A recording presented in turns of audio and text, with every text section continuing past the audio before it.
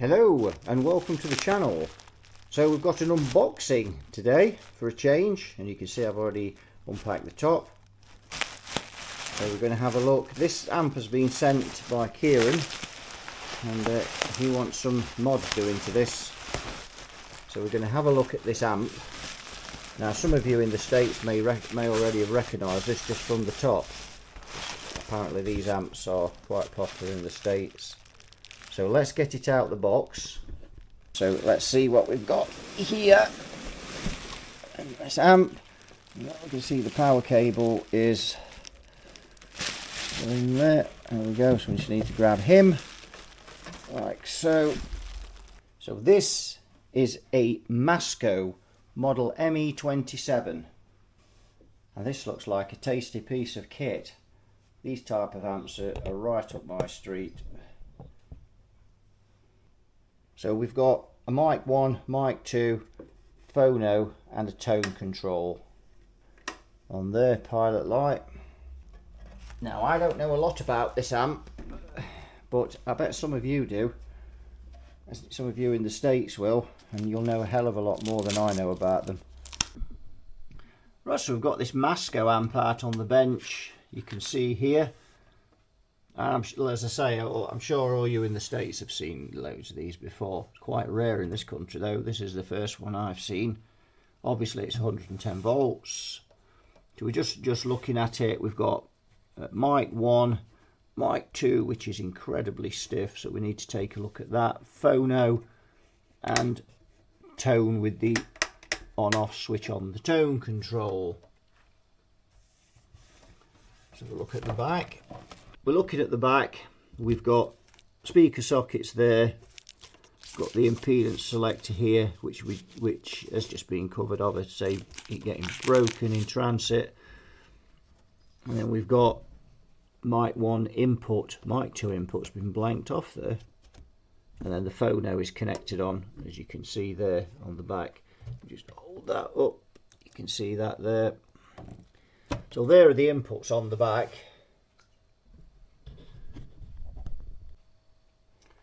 We've got the top off it, and just got all the bubble wrap out there's around the tubes. We've got some Sylvania 606 GCs in there. We've got a 5V4G rectifier. There's the pilot light. 6SJ7, 6SC7, 6SC7. Capacitor there. Looks original. And a hum adjustment, which will probably be on the filaments. Nice beefy power transformer, my days, that's huge. And nice output transformer as well. So this amp must kick out a fair bit of wattage. So let's have a look inside of this now. We'll take the bottom off. We've got the screws out. There's actually a screw missing out of there, so I don't know whether that's in the box when it was the box it was delivered in. So let's have a look. My word, that looks tidy in there. That's very nice.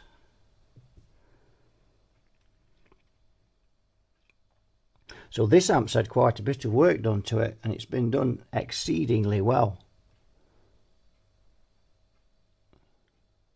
Really smart work. The only thing I'm not keen on in this is the power cable. You can see if we just go over and have a look. I mean it's got a retainer on it on both sides. It seems pretty strong. It's just loose, but it seems to be holding the cable all right. Other than that, but even that's okay. It's not, you know, it's not dangerous.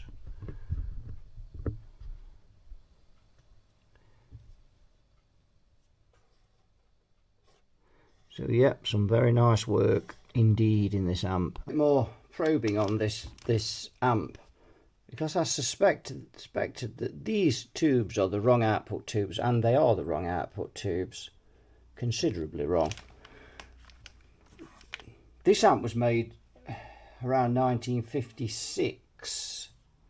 And this amp should have 6L6Gs in it, and a 6L6G has a dissipation of 19 watts. These 6L6GC. So these are the wrong tubes for this amp.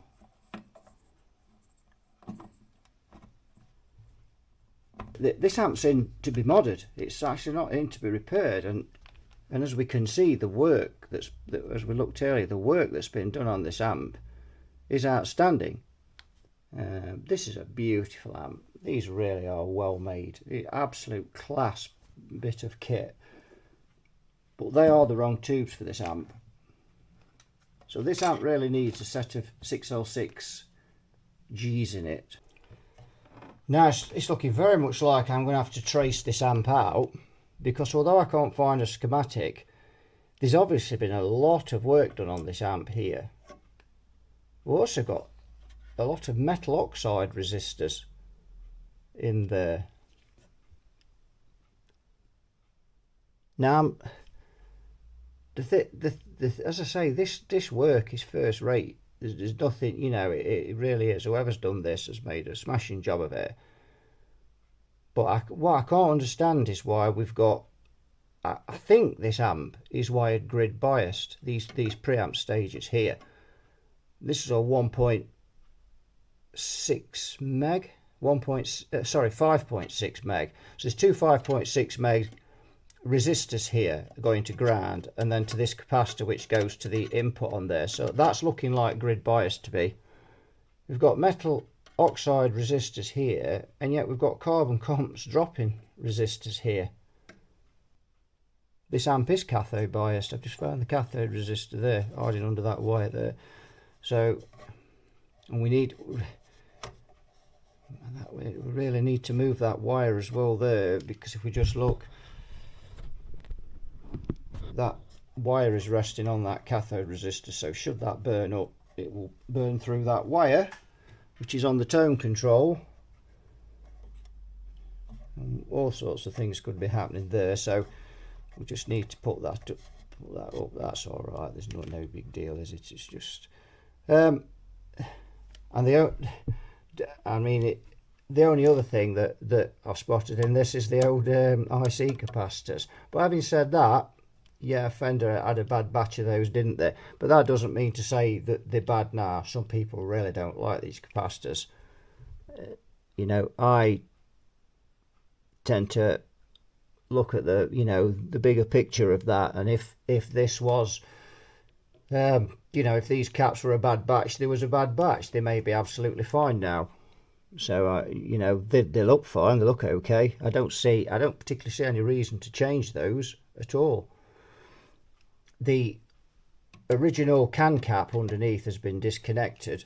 You can probably just about see that if I just ease it there. That's been disconnected, and this board's been nicely put in. Been done really well. It's nice, it's secure, and so really great work in here. I'm just a bit puzzled as to why these are carbon comps and all these resistors virtually are metal oxides. So we must have, so that, and I don't know the pin out to this tube very well, because I don't use those type of tubes, very rare. I have done in the past, but a while ago. But those look to me like the plate resistors, and those are 270k. So they look like the plate resistors there, and they're metal oxide. I think they would be better if they were metal film, or carbon comp if you prefer carbon comps, or carbon film or whatever. But then I've got a resistor here,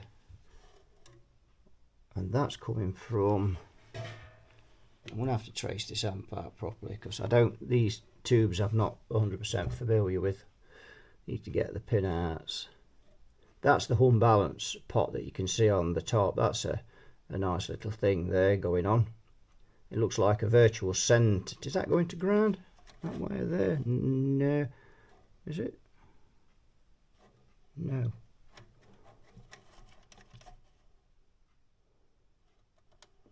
what's on the filaments. Not sure where that one's going. Oh, is that wire going there? No, that's been elevated to the cathode. Just realised, yeah, that's been so this unbalanced pot here, instead of being grounded, it's been elevated to the cathode, which is fine. It's good. There's nothing wrong with that. And that's an useful little item, because basically it's an adjustable virtual centre tap. So that's again really good. So is that an across the line capacitor there, or a death cap as you call them? We don't have anything like that in this country. We don't have death caps. We just have death traps when Billy Bodgers when Billy Bodgers had hold of something. This amp's got a ground on the line cord, so I don't know. Let me just pop that back over there. That's been joined, I think. So I don't know whether that would need to be in there. I don't really see as it would be. I don't think you need a death cap in an amp with a ground. Right, so the more I steer into this, more I'm starting to figure things out. So this is the rectifier tube here. You can see that's node 1 there. That's the smoothing there for node 1, and that wire there is from that capacitor, goes down to the center tap, so that's node 1. This here is node 2, and that's for the screen there, and that's going to the screens on the 6L6 GCs. And then we've got 2 other capacitors here, which I'm presuming, judging by these resistors going off, as nodes 3 and 4. So it looks like I've got 4 power nodes on here. Right, so we're going to have a look at this amp and we'll see if we can trace it out. So you can see we've got these 2 caps here going to these 2 grids, and then we've got these grid leak resistors, and they're going to ground there. Now we're going to use this DIY layout creator. This is a really cool program. This is our input, and these are the two triode sections of the 6SC7. So just mark those both out there, and you just drag and drop these. Basically, it's how they work. Dead easy. So we want a capacitor to the grid. Now, one of the things I learned to do on this is to go into connectivity and take the copper traces here. They're just the straight copper trace, and what I do is put that up there, bring it to there, and get another one, pop it there. Now remember, this is, we're not trying to draw out the schematic of the year. This is purely just to get an idea of how this amp's been wired. So what I do then is just alter the thickness of these, the width, to 0.1 instead of 1. You can see there now we've got that coming in there. We're not mega concerned about the values at the moment, it's more of how this is wired. So we need another capacitor, because we've got 2 capacitors coming from the same point.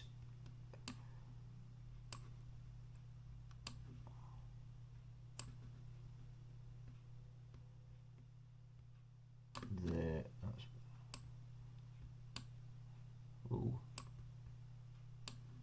might just have to do some moving around on that, so we can see. Then we get the we've got another one here. We can bring that to there.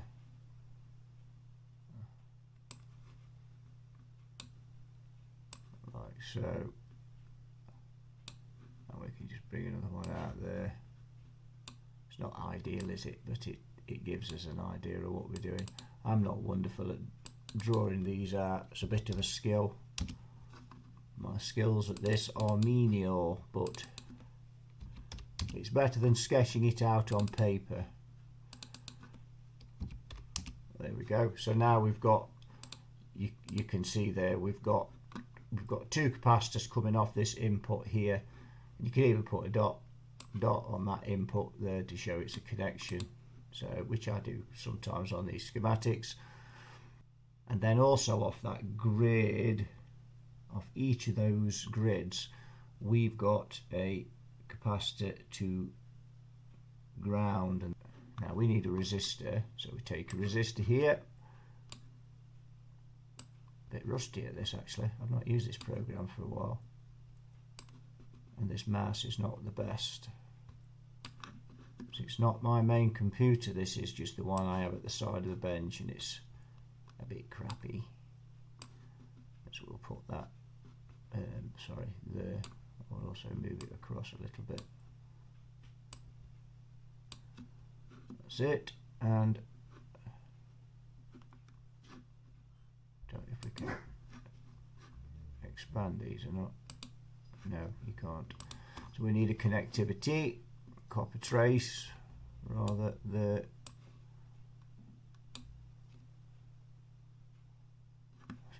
best way of doing this is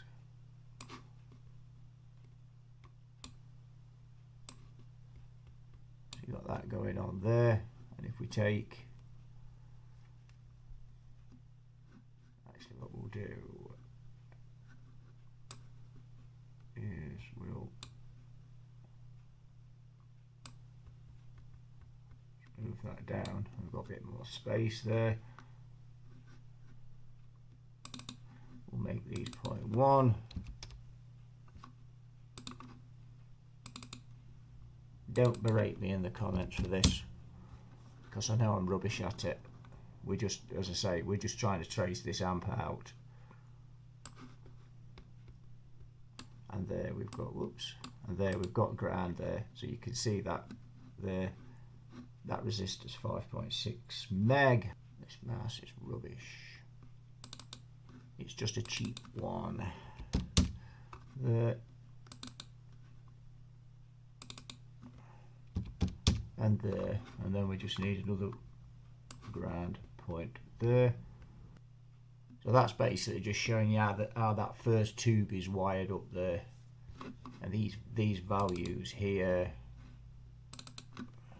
And there's all sorts of information you can put in here.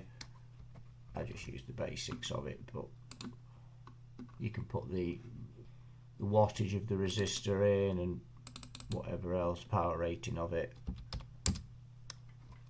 We just put, there we go, so we've got 270k there. And these are 5.6 meg, which is green, blue, green.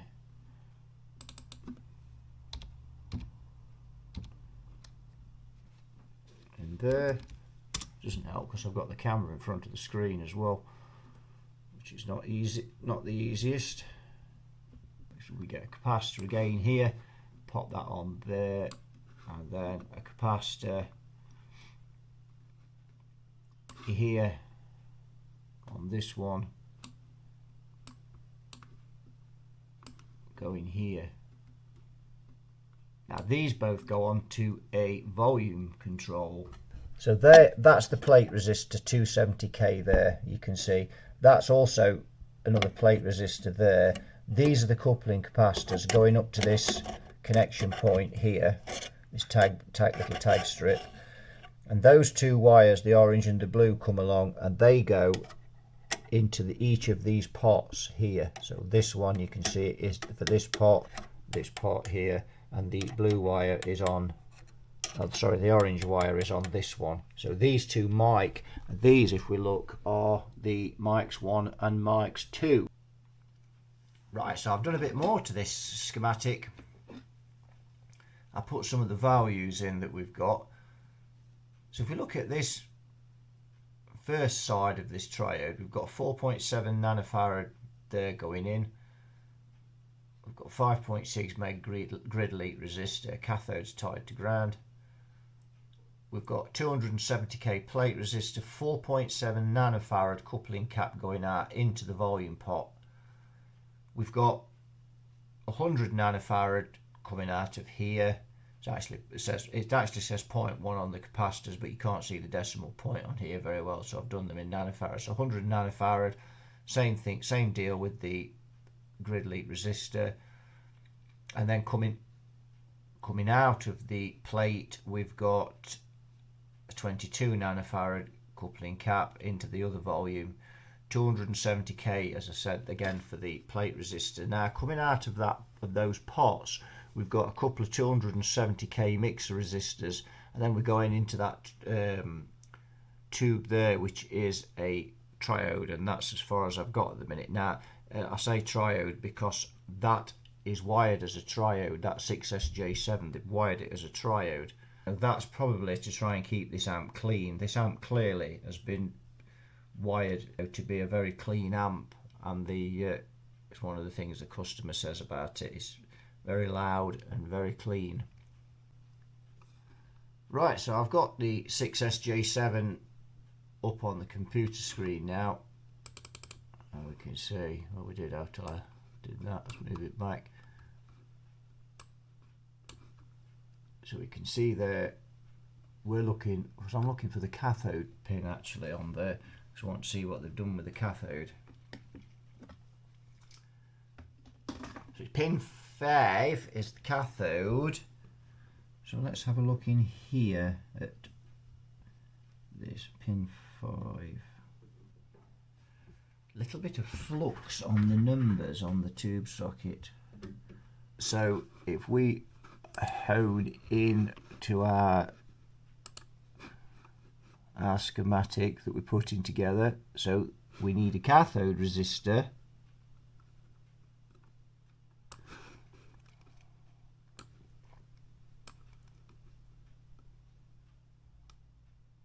there, and that is 1k.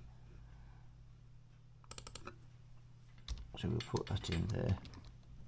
So we've got 1k there for the cathode, and that's wired to ground. It's actually wired through that shield. I put the shield to ground as well. Now then, so that's wired as a Triode, methinks. I'm just going to check, 100% check that is, but I think it is wired as a Triode. So pin, let's go back onto here. I'm not familiar with these tubes. Some of you will probably just look at it and think, oh yeah, I know that pin out. So grid 2 is pin 6, or the screen is pin 6, and 8 is the plate. So 6 and 8 should be tied together if this is a Triode. Yeah, pin 6 and pin 8 are wired together.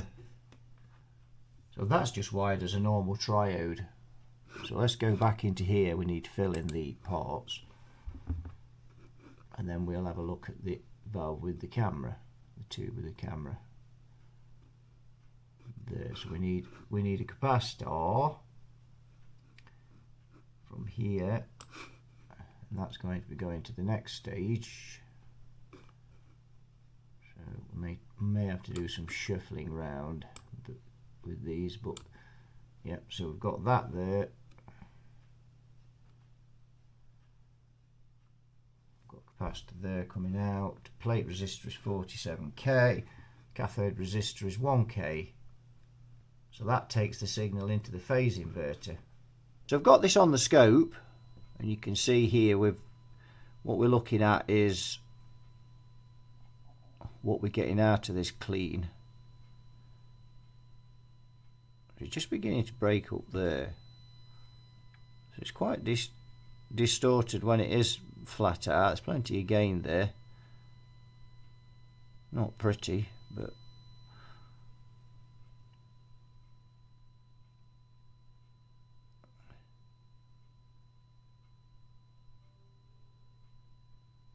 so that's about max we can get out of it clean.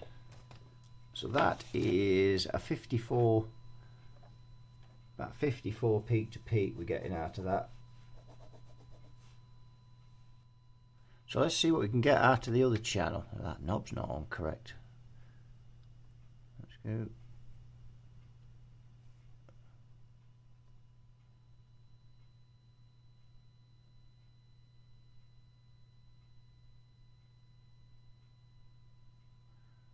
And there's actually a bit less out of that one.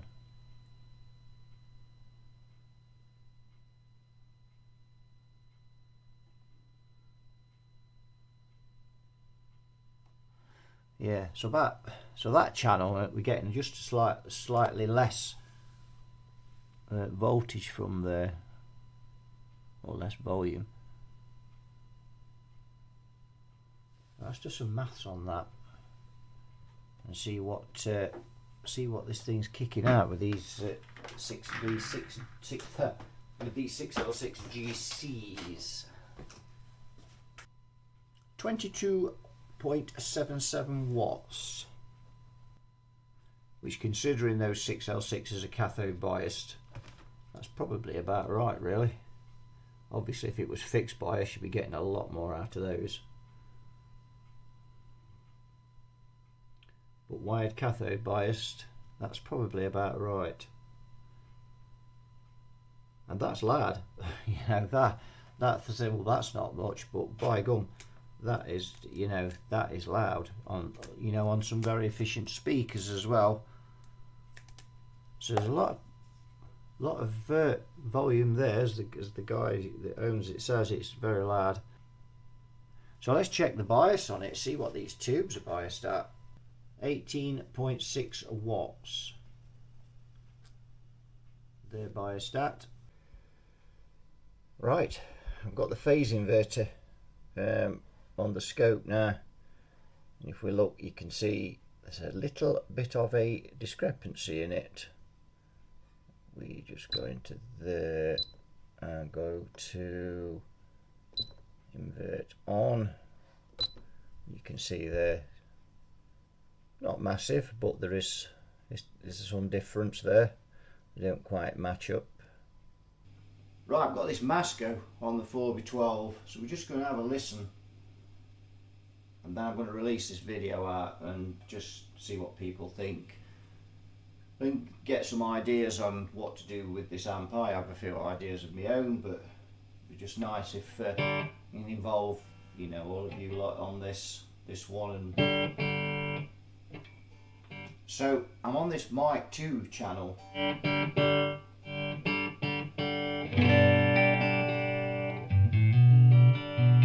I'm guessing this is the one with the 4.7 nanofarad cap on the first stage going in to the grid, because it's much brighter than the other channel.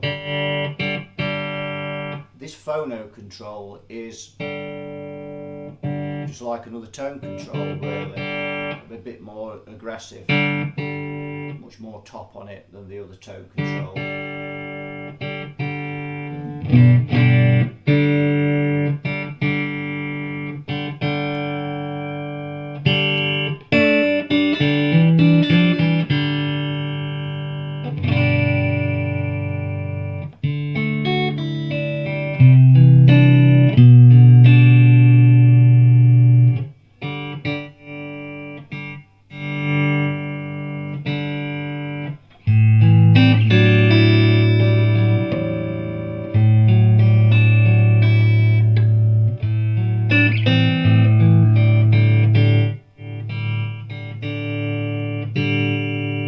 This amp's extremely bassy as well, and there's no surprise again with the amount of 0.1 capacitors in there. Just make these amps really bassy.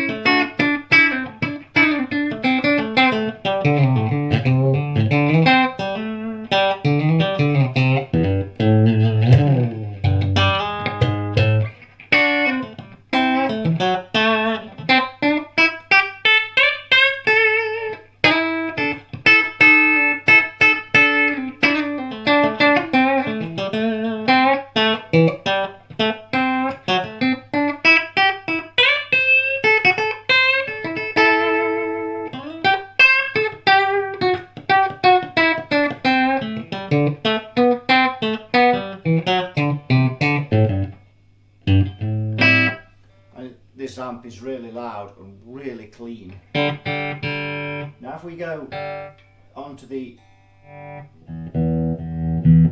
mic 1, this is the channel with the 0.1 going into the grid on the first stage.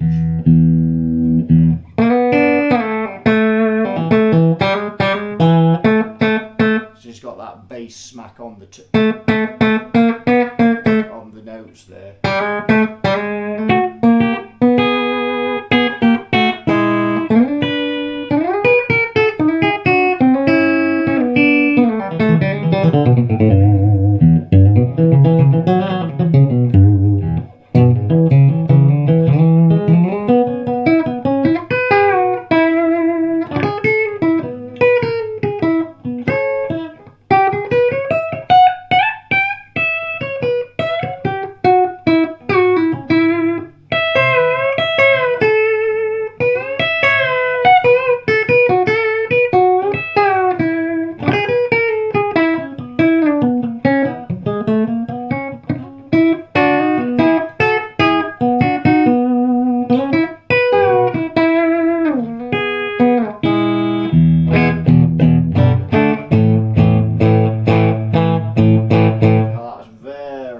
The problem is you can't back the bass off. You can increase this treble.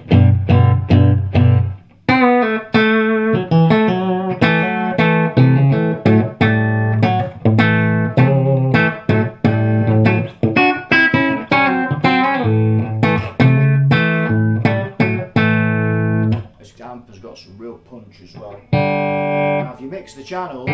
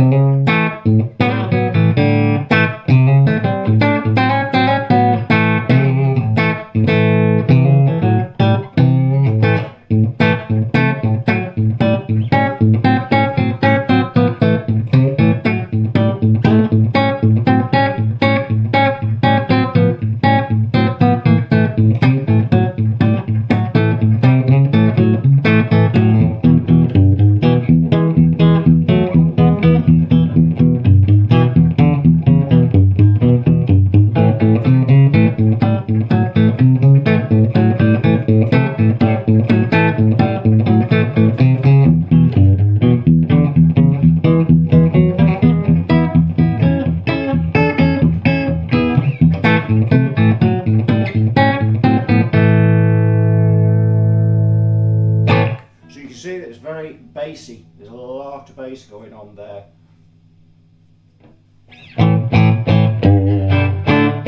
This amp is incredible, I say, incredibly clean and incredibly loud. So, you know, to wind this up in here, I would have to put the attenuator on it. And I already know from the, you know, the amount of bass on this amp, if you're not going to get a really great overdrive tone on this.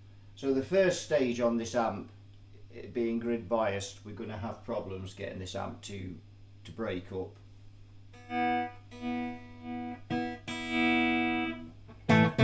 The rest of the amp, the phase inverter, the second stage, the phase inverter, whatever, is fine. It's just that first stage really I think we need to work on this, which is what we've traced out. It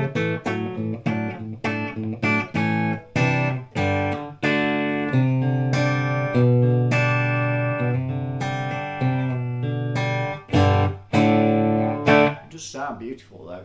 You know, it's just, it's a beautiful tone. Very 5E3 like, but with a lot more bass. And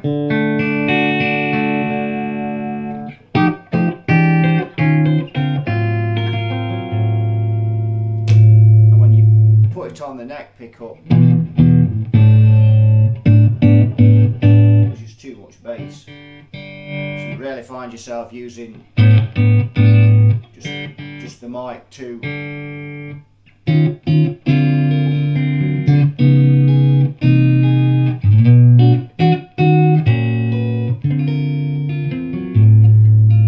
Better off really probably having a tone stack in there, you know, just having a bass and a treble control in there maybe.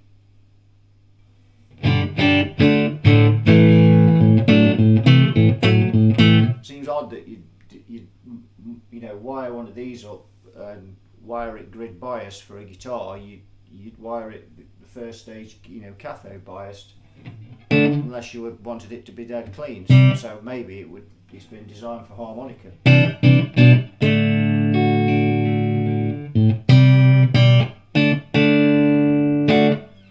So I'm also beginning to wonder whether it's worth changing these output tubes. They're biased at 18 watts, which, to be fair, is about the same as what the 6L6G would be if it was biased at 100%. It'd be just under 100%. So the effective load resistance is probably pretty close on the output transformer, and I don't know really whether that's going to, you know, reduce the volume of this amp. Now if these had been biased up to 30 watts, up to 100%, and I dare say this transformer would be rather hot if they had. It's been on probably an hour now. This transformer's just above lukewarm, but not much, you know, it's coping with it fine. So I don't know on that one. I'll have to have a think about that, whether it's worth changing those. So I think that'll do it for this one. We've had a good look at this amp, decide what we're going to do, how we're going to mod this, whatever, get with the customer, get some ideas in the comments and see which is the best way to go with it. I thought this would be a good one, you know, just to involve all the channel watchers. Instead of just watching me on the videos going through these things, you know, it's nice to get you involved and get some ideas. So that'll do it for this one. Thanks for watching. You all take care. See you soon in another video. Bye bye for now.